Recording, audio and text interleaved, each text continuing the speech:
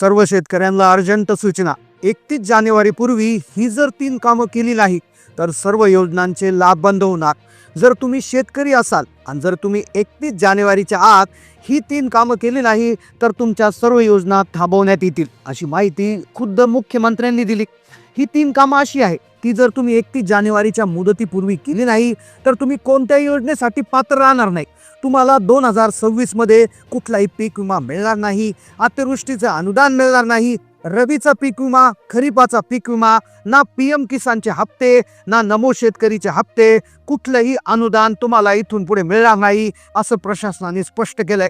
सगळ्या शेतकऱ्यांसाठी 31 जानेवारी ही शेवटची तारीख ठरवली असं सरकारनं सांगितलंय. सरकार म्हटलंय की पुरेसा वेळ दिला होता, हे वर्षही मागचं संपले. 31 जानेवारी म्हणजेच 2026चा पहिला महिनाही संपत आलाय. आता यापुढे मुदतवाढ मिळणार नाही, यापेक्षा जास्त वेळ देता येणार नाही. 31 जानेवारी ही अंतिम तारीख आहे. सगळ्या शेतकऱ्यांना 3 कामं ही कंपल्सरी करायला सांगितली आहे. त्यामुळे तुमच्याकडे खूप थोडे दिवस शिल्लक आहे, मध्ये सुट्ट्या आहेत, त्यामुळे तातडीनं ही 3 कामे तुम्ही योग्य रीतीने करून घेतलं नाही तर तुमचं नुकसान होणार. तुम्हाला भविष्यात येणाऱ्या सगळ्या योजनांचा लाभ देखील कधीही मिळणार नाही. त्यामुळे लवकरात लवकर ही 3 कामं करायला सांगितली. जर ही तुम्ही 3 कामं केली नाही तर तुमचे सगळ्या योजनांचे हप्ते बंद होतील. तुम्हाला नमोचे 2,000 येणार नाही, PMचे 2,000 येणार नाही, आणि या व्यतिरिक्त शेतकऱ्यांसाठी अतिरिक्त 1,000 रुपयाचा बोनस देखील चालू झालाय, तो देखील मिळणार नाही. सगळ्या शेतकऱ्यांसाठी 31 तारीख शेवटची देण्यात आली. 31 जानेवारीच्या आधी सगळ्या शेतकऱ्यांना ही 3 कामं पूर्ण करायला सांगितलंय, असं प्रशासनाने स्पष्टपणे सांगितलंय. मग 31 जानेवारी आधी नेमकी कोणती ती 3 कामे करायची आहेत, ही 3 कामे कुठे जाऊन करायची आहेत, ही कामं करण्यासाठी कोणती कागदपत्र तुम्हाला लागणार आहे, सगळं सविस्तर तुम्हाला व्हिडिओमध्ये सांगितलंय. पहा, जर तुम्हाला 2026 मध्ये सगळ्या योजनांचे पैसे तुम्हाला मिळवायचे असतील, तुमच्या मागच्या योजना सुरू ठेवायच्या असतील, नव्या योजनांच्या लाभासाठी पात्र व्हायचं असेल तर हा व्हिडिओ पूर्ण पहा. कारण की हा व्हिडिओ जर तुम्ही मध्ये सोडला, तुम्ही जर एक काम बघितलं, दुसरे 2 कामं बघितले नाही, किंवा 2 बघून तिसरं काम पाहण्याआधी व्हिडिओ बंद केला तर 2026 मध्ये एकही रुपया सरकारच्या माध्यमातून तुमच्या खात्यावर येणार नाही. तुमचं लाखो रुपयांचं नुकसान झाल्याशिवाय राहणार नाही. पहा, 2025 संपले, 2026 नेटकं सुरू झाले, आणि प्रत्येक वर्षी सरकार नियमांमध्ये बदल करत असतं, आणि यावेळेस शेतकऱ्यांसाठी महत्त्वाचे 3 बदल झाले. तर या बदलाअंतर्गतच 3 महत्त्वाची कामं शेतकऱ्यांना करायला सांगितली. लाखोंचं नुकसान होणार, त्यामुळे काळजीपूर्वक हा व्हिडिओ पाहत राहा. पहा, आज आपण पाहतोय 31 जानेवारीच्या आधी सर्व शेतकऱ्यांना 3 कामं करायला सरकारनं सांगितलंय. ही 3 कामं अतिशय महत्त्वाची आहे.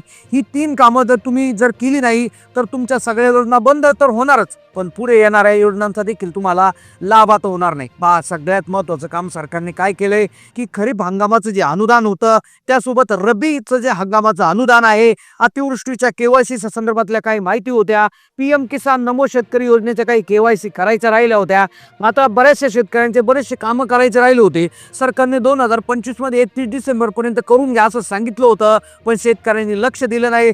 तारखा वाढून दिल्या जात होत्या, पण सरकारने आता शेवटचं सांगितले की 2026 आता सुरू झाले, आणि 31 जानेवारी ही शेवटची तारीख आहे. याच्या पुढे कुठलीही तारीख तुम्हाला वाढून दिली जाणार नाही. पहा, तुम्हाला माहीत असेल, नमोची KYC करायची राहिली होती, PM किसानची KYC होती, रबी अतिवृष्टीसाठी वेगवेगळ्या KYC होत्या, फार्मर ID कार्डचा जो विषय होता त्याच्या तारखा देखील वारंवार वाढून दिल्या जात होत्या. पण लक्षात घ्या, आता हे जे वर्ष आहे, हे वर्ष नेटकं सुरू झाले, वर्षाचा पहिला महिनाही संपत आलाय. त्यामुळे 2026 मध्ये शेवटची तारीख सरकारने 31 जानेवारी सांगितली आहे. मग आता कोणती ती 3 कामं आहे?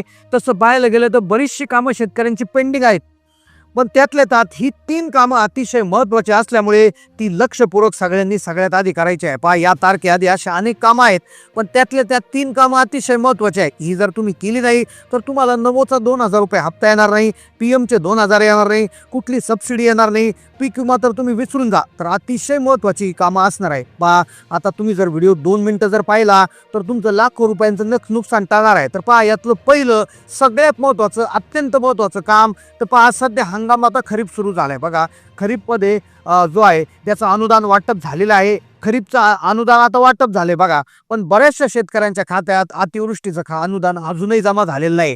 पहा, आता सरकारने सांगितले की येणाऱ्या 10 ते 15 दिवसामध्ये पीक विम्याचे पैसे टाकण्याचा निर्णय झाला आहे. मुख्यमंत्र्यांनी सांगितले की 31 जानेवारीपर्यंत पहिलं काम जर तुम्ही केलं तर तुम्हाला पीक विमा, तुमचे खरीप आणि रब्बीचे पैसे देखील जमा होणार आहे. आता पहिलं काम, तुमचं जर खरीपात नुकसान झालं असेल, तर अतिवृष्टीमुळे तुमचा पीक विमा बाकी राहिला असेल, तर तो मिळवण्यासाठी देखील 31 जानेवारी ही शेवटची तारीख आहे. पहा, आता पहिलं काम काय करायचं, रब्बी हंगाम 2025चा जो पीक विम्याचा जो हप्ता आहे तो सुरू झाला आहे. रब्बी हंगाम 2025च्या पीक विम्याचे अर्ज भरणं जे आहे ते सुरू झाले होते. बऱ्याचशा लोकांनी अर्ज भरले नाही, पण ती प्रक्रिया अजूनही काही ठिकाणी सुरू आहे. तर त्यामुळे तुम्ही शेतकरी काय करतात, बऱ्याच वेळा CSC सेंटरमध्ये गेले, त्यांना सांगितलं गेलं सर्व्हरला अडचण आली, सर्व्हरचा प्रॉब्लेम आहे, त्यामुळे पीक विमा भरता येत नाही असं सांगितलं गेलं. पण लक्षात घ्या, तारीख आता फक्त थोडीशी पुढे गेली आहे. तुमच्याकडे काही थोडेसे दिवस आहेत.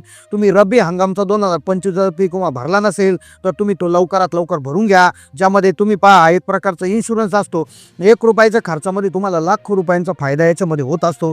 तर तुम्ही रब्बीचा जर हंगामाचा जर हे भरला नसेल पीक विमा, तर तो तुम्ही भरून घ्या. हे झालं पहिलं काम. आता रब्बी हंगामाच्या संदर्भातलं पहिलं काम झालं. आता दुसरी 2 कामं ज्यामुळे तुमचा सगळा व्यवहार थांबू शकतो, सगळ्या योजना बंद होऊ शकतात, ज्याची अंतिम तारीख 31 जानेवारी आहे. पहा, अतिशय महत्त्वाचा विषय आहे. पहा, दुसरं काम म्हणजे त्याला हलक्यात घेऊ नका.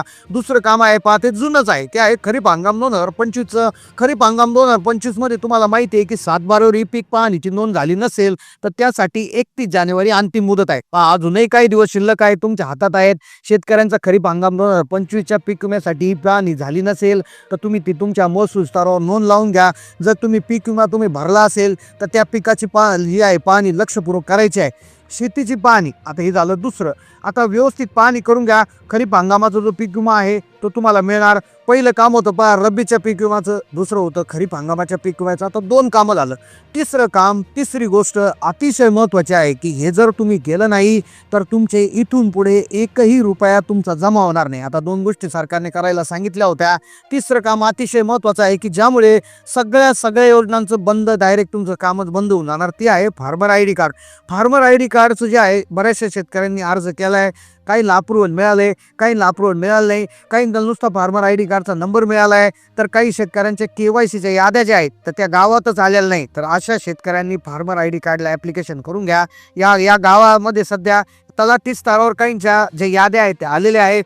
त्यामुळे कोणत्याही स्तरावर आता KYC पोर्टल बंद होऊ शकतं. ज्यामुळे ज्या शेतकऱ्यांचं नाव KYCच्या यादीत आलं आहे त्या शेतकऱ्यांनी 31 जानेवारीच्या आता आपली KYC करून घ्या. खूप शेतकरी म्हणतात आमचं नाव KYCच्या यादीत नाही आहे, VK नंबर आला नाही आहे. तुम्ही बिनधास्त कोणाला न विचारता KYCच्या यादीत तुमचं नाव जरी असेल तर गावातल्या तलाठ्याशी संपर्क साधा. तुमचा फार्मर ID असेल त्या KYCच्या यादीमध्ये तुमचं नाव येऊ शकतं. ज्या शेतकऱ्याचा VK नंबर आला नसेल त्या शेतकऱ्यांनी तलाठ्याशी संपर्क करून आमचं अनुदान का जमा झालं नाही, ते KYC केल्यावर जमा होणार का, फार्मर ID ॲक्टिव्ह आहे, अप्रूव्हल आहे, तर अशा बाबतीत विचार करा. तुमचे प्रश्न त्यांच्याकडून सोडून घ्या. 31 जानेवारी अंतिम तारीख आहे. पहा, जानेवारी नेटकं सुरू झाले आणि त्यामुळे सरकारनं जानेवारीच्या जे आहे ते या 2026साठी 31 जानेवारी जी आहे ती शेवटची तारीख ठेवलेली आहे. तर यावर सांगितलेल्या कामांपैकी तुमची कोणती कामं राहिलेली आहेत नक्की कमेंटमधून कळवा. चॅनलला नवीन असेल तर सबस्क्राईब करा. धन्यवाद.